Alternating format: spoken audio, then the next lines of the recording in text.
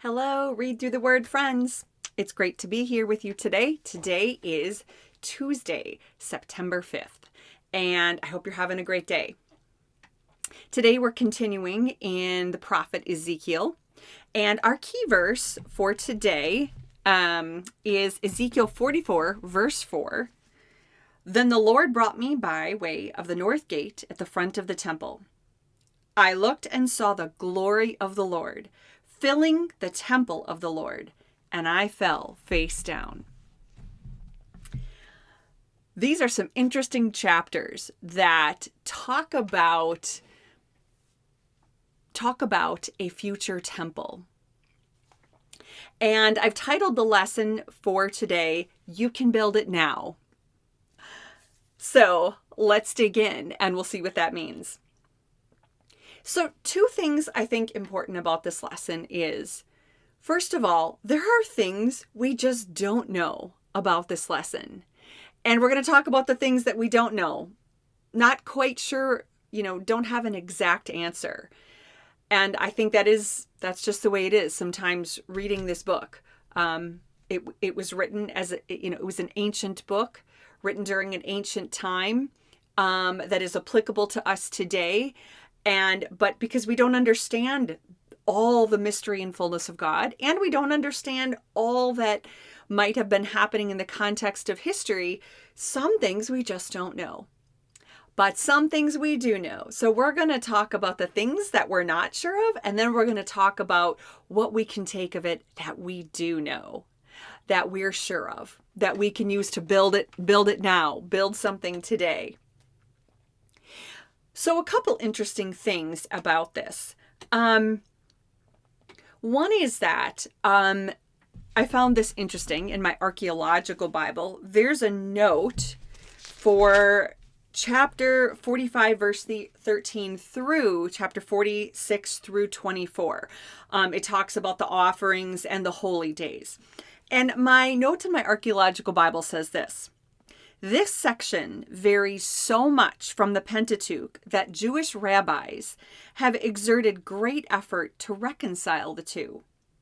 In fact, the difficulty of harmonizing them at one time put the book of Ezekiel in danger of exclusion from the canon of Jewish scriptures. I did a little bit more digging, and indeed, there definitely are differences. One of them is that that Ezekiel doesn't list all of the holy days, that Deuteronomy, Leviticus, Numbers, Deuteronomy talk about. There's a few left out. And some of the actual sacrifices are different. The number of bulls, the number of rams, the number of grain offerings, whatever. There are some more differences than that. And just a Google search gave me a few interesting articles that talked more about that. But for some reason, the instructions for the sacrifices, the offerings on these holy days in these chapters of Ezekiel is so different that Jewish scholars questioned this book as part of Jewish scripture. Super interesting. Another interesting thing is that the measurements in Ezekiel, and I heard this teaching once, and I had to go check it for myself, that, this person, this being is telling Ezekiel, hey, I'm going to show you this temple. And, he takes this measuring rod, and I'm going to show you what the measurements are. Now, initially, when he talks about the wall, I think there's some wall that he gives kind of a height. This is how many measuring rods for height. And he gives the height for things like the altar, the table. But the rest of the actual temple structure does not have vertical measurements. And I heard that teaching once and I thought, is that true? Maybe you can find it. Maybe you'll see something different than I did. So let me know. I'd be interested. But I looked through there, and indeed, every time they're talking about a measurement of the temple, length and width, and I'm reading this real carefully, I could not find any vertical measurements for the actual temple building. Interesting, right? Now, and I will include a link to an article from Got Questions that I thought was interesting that talks a little bit more about this, that Ezekiel's temple, some people, some scholars and some theologians or whatever, some people see it as a literal thing and some people see it as figurative or symbolic.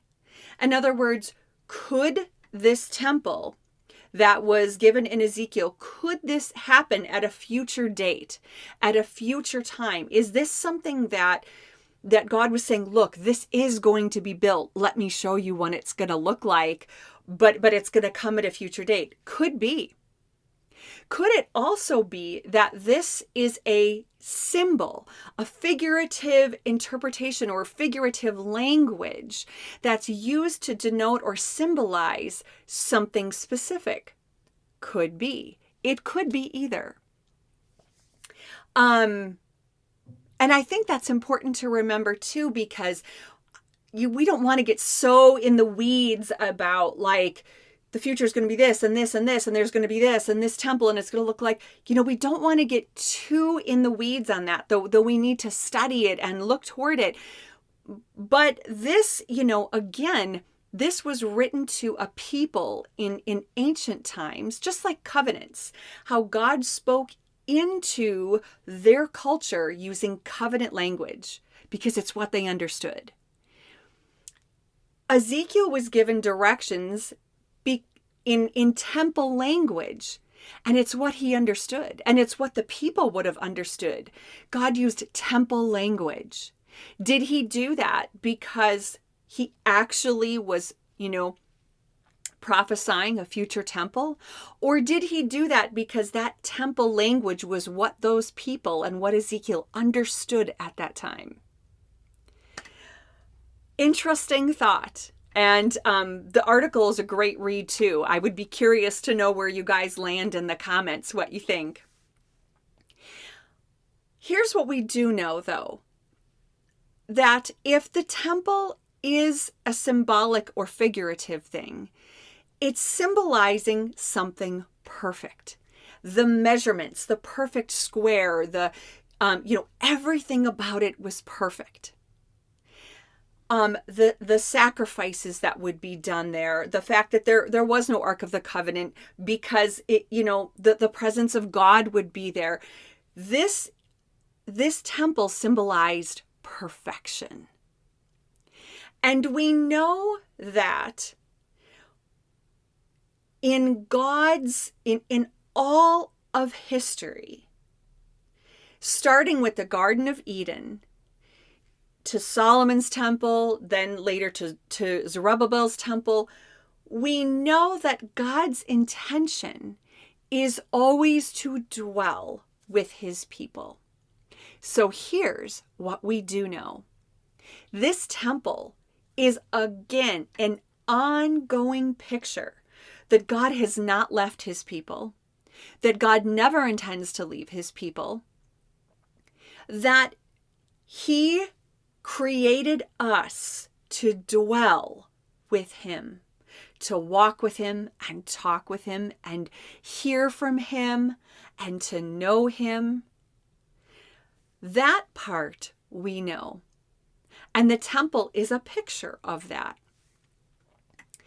And so some people who would interpret it figuratively would look at it that way. And that the ultimate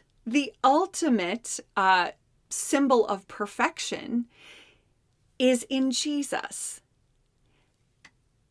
And Jesus came to fulfill the law and the prophets.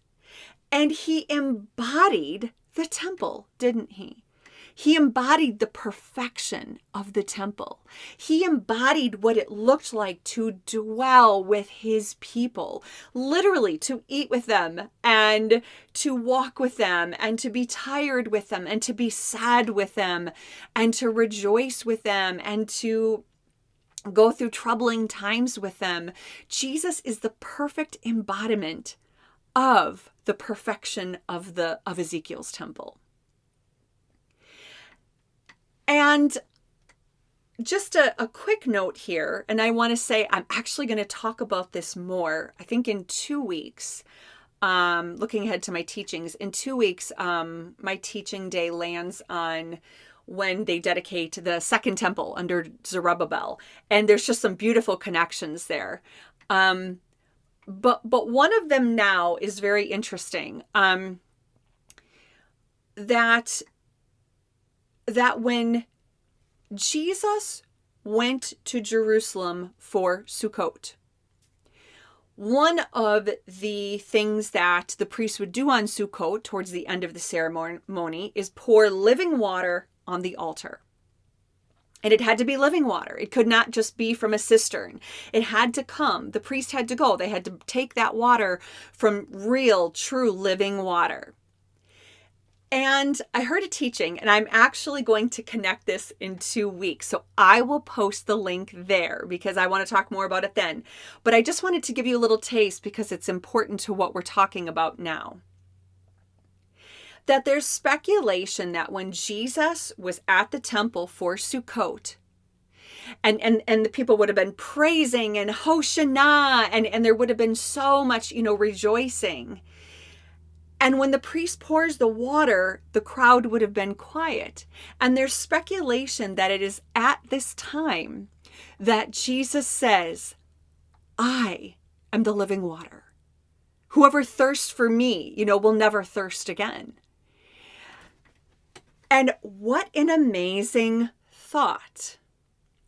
So again, and we're going to talk more about this story in 2 weeks, but I just wanted to introduce it just enough to say, just the possible idea of it, just enough to say, Jesus embodied what the purpose of the temple was in the first place, which was God dwelling with his people.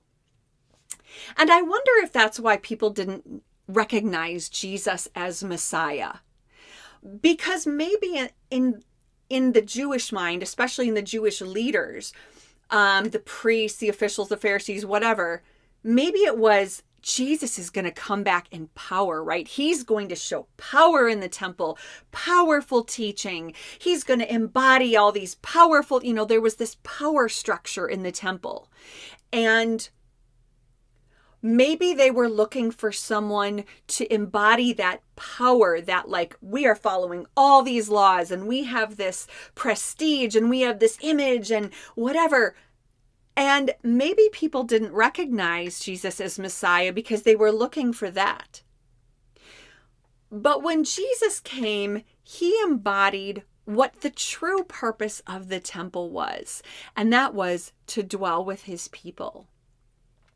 And not in a way that, that overlorded over these people, though he would have had every right to, but he didn't come in a way that was lording over the people and here's my power. And, in fact, when Jesus was in the temple, he often confronted people in power. That they were not emanating this message that God intended to say, we're going to dwell with one another and with God. And what does that look like? What did Jesus do? He healed the sick. He comforted the lonely. He encouraged his followers to store up treasure in heaven. He said to feed the hungry and to give to the poor. And he took time to be with people in their everyday life. And I think that is the perfect picture of what God intended to emulate in the temple. I'm with you in it. Right? The veil ripped in two, the veil that was torn in two in the temple, after Jesus's death, as if to say, you don't need a structure to dwell with me. I will dwell with you always. So what is the message of Ezekiel's of the temple in Ezekiel.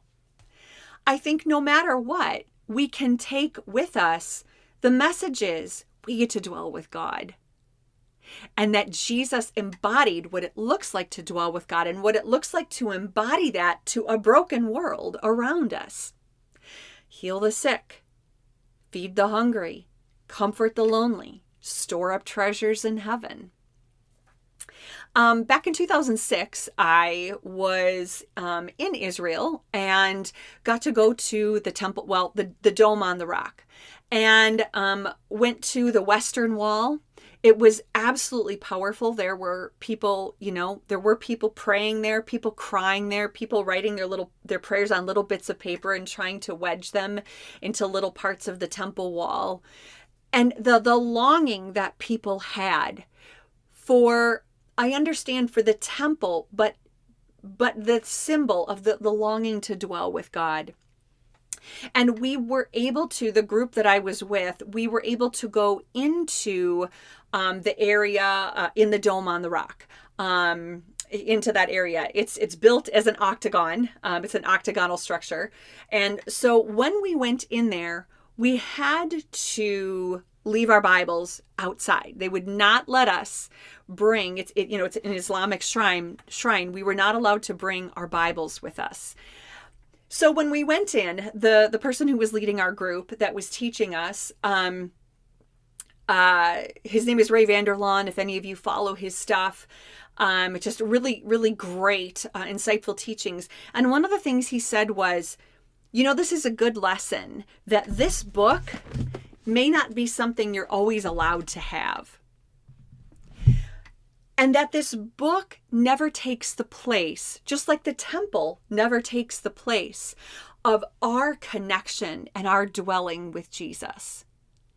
And to remember that in spirit, this book, the temple, whatever, they're all to lead us to a relationship with Jesus where we dwell with him. And so no matter where we land in this story, Jesus is always with us. And this book and the world around us are all meant to keep pointing us to Jesus, to God, and to the heart of God, which is to be with his people. Thanks for listening today, friends, and we'll see you next time on Read Through the Word.